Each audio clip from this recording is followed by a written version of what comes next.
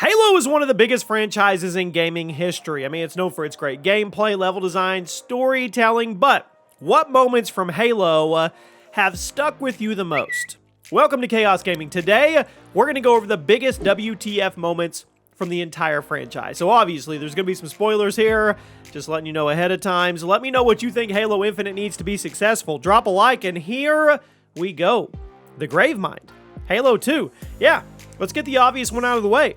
The Gravemind was a complete surprise appearance in Halo 2, and to this day, a lot of people don't really fully understand him.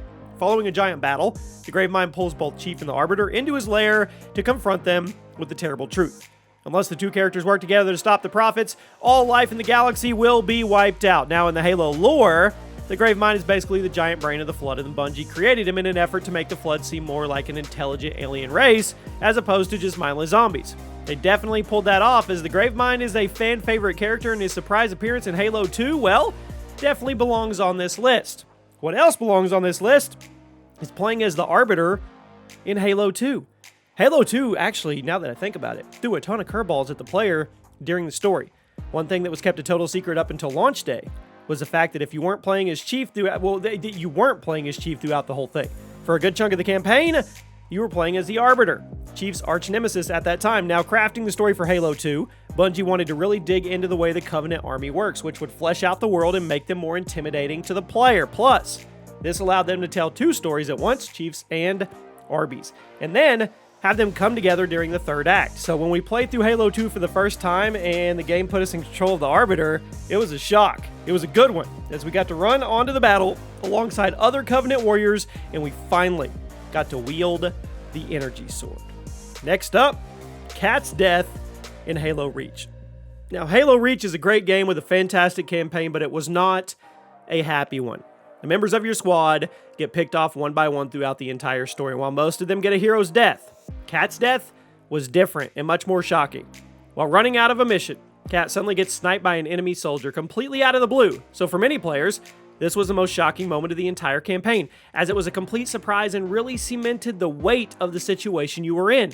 You weren't some crazy powerful super soldier. You were a new recruit Spartan who could be wiped off the planet at a moment's notice. And if you didn't succeed in your mission, it was game over.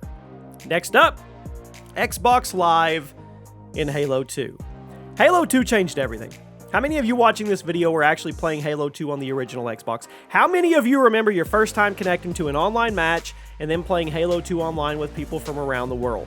Online multiplayer was a brand new concept for consoles at the time, and Halo 2's implementation of it was perfect. I mean, who remembers staying up late into the night, playing games with friends, meeting new people from the other sides of the world?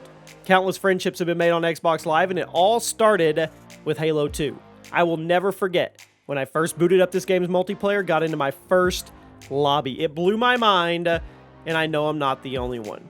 Another thing that blew my mind and scared me was the Flood's reveal in Halo Combat Evolved. Now, the sequence in which the Flood are revealed in Combat Evolved is one of the best in first-person shooter history. For the first couple hours, you're chugging along as Master Chief, blasting through anybody who stands in your way, but then you start noticing some weird things in one of the levels. There's piles of green goop around the environments. Then, you come across some recordings from fallen Marines. As you watch it back, you realize there is something much more deadly than you were anticipating, and once the recording ends, the Flood starts pouring up from the walls, and you have to fend them off for what seems like an hour. The reveal of the Flood was done like a horror game. It was really, really good. At number 5, Craig the Brute in Halo Infinite. I know, Halo Infinite isn't out yet, but we already have a pretty big WTF moment from the early footage. During the gameplay reveal, it became pretty clear that there is still a lot of work to be done in the graphics department. Within hours of the Halo Infinite gameplay trailer going live, a screenshot of an extremely poorly rendered Brute started circulating the internet. The gaming community decided to name him Craig for reasons I don't understand, but he's hilarious. Maybe it's a completely blank expression on his face, or maybe it's the fact that he looks super out of place compared to the rest of his environment, but Craig the Brute has become a staple meme in the Halo community. I think it's safe to say that Craig's popularity played a key role in getting Halo Infinite delayed until 2021. Now let's talk about Cortana, specifically dying in Halo 4. Cortana is your sidekick for all of Master Chief's adventures, and the whole point of Halo Reach is making sure she survives.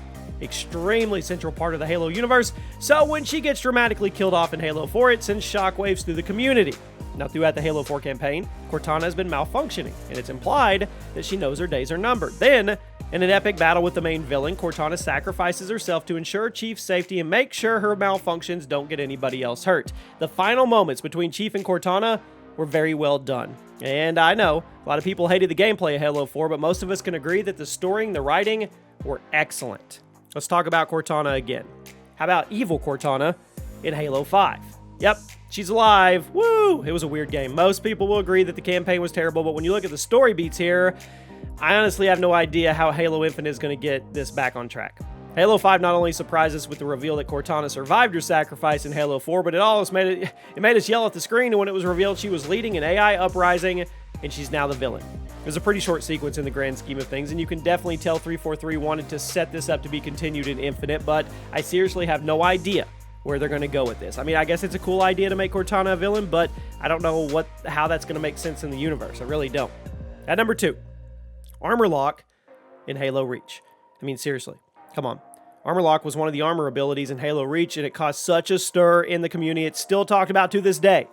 People were already skeptical of armor abilities being added at all, but now there's an ability that could bring fights to a complete standstill. And you can use it every few seconds. Why not, right? What? Yeah, Armor Lock. Widely hated in the Reach community, even by people who love the game, myself included. And when people think about Halo changing for the worse, Armor Lock is often the first thing that comes to mind. But the biggest WTF moment, the Halo Reach epilogue. Now, I talked some crap about Halo Reach, so why not end it on a positive note? Fantastic campaign, as I've mentioned, and it couldn't have ended in a more powerful note. After you've completed your mission, it becomes clear there's no way of getting out of this alive. We're all playing Reach for the first time. We're probably all thinking in the back of our minds that Noble 6 can find a way to escape, but once the epilogue starts and your visor starts to crack from the damage, it becomes clear things aren't going to end well. Noble 6 is killed in action, and the campaign comes to a depressing close. Reach is a fantastic game, and as Bungie's last hurrah with the franchise, I think it was a surprising yet perfect way to end it. And there you have it, some of the biggest WTF moments in Halo history. I hope you enjoyed, and I'll see you soon.